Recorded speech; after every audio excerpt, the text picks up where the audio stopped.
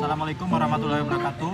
Kami dari kelompok 8 yang beranggotakan saya Firza Gumilang Firdaus dengan NIM 2003-10-2112. Saya Arwe Budi Triandi, NIM 2003-102111. Saya Devra Tama dengan NIM 2003-102113. Saya Aditya Nazar di Maulana dengan NPI 23905013. Jadi dana pensiun sendiri adalah badan hukum yang mengelola dan menjalankan program yang menjanjikan manfaat pensiun.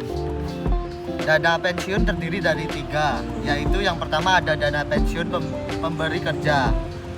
Dana pensiun pemberi kerja adalah dana pensiun yang dibentuk oleh orang atau badan yang mempekerjakan karyawan selaku pendiri untuk menyelenggarakan program pensiun manfaat pasti atau program pensiun iuran pasti bagi kepentingan sebagian atau seluruh karyawannya sebagai peserta dan yang menimbulkan kewajiban terhadap pemberi kerja.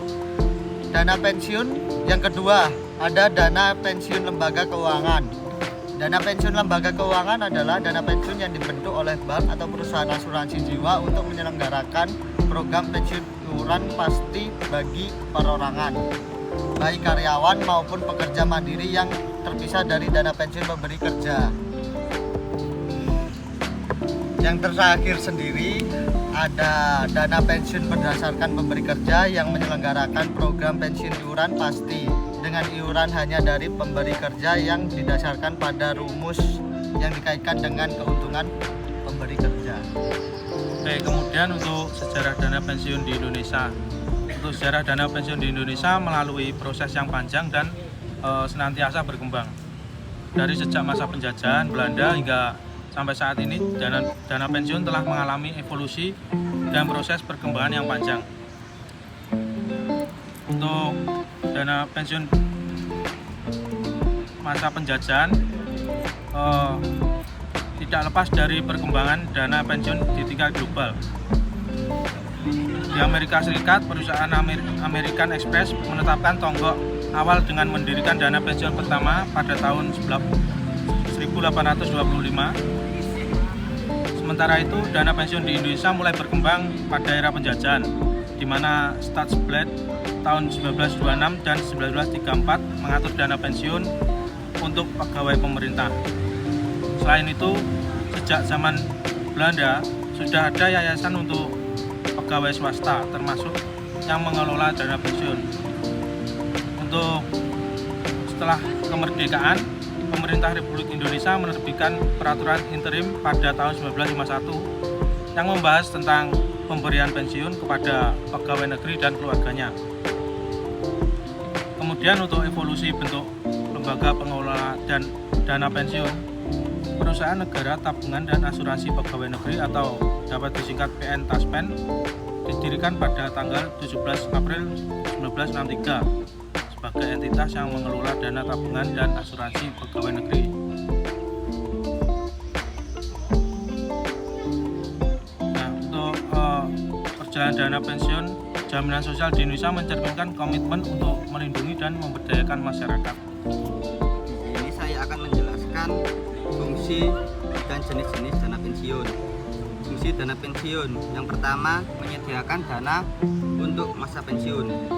Fungsi utama dari dana pensiun adalah sebagai tabungan untuk masa pensiun pada masa mendatang, dan dana pensiun tersebut bisa digunakan ketika masa pensiun tiba dan penghasilan yang diterima sudah tidak stabil seperti saat masih aktif bekerja. Yang kedua, memberikan keamanan finansial. Dana pensiun dapat memberikan keamanan finansial kepada seseorang yang memilikinya.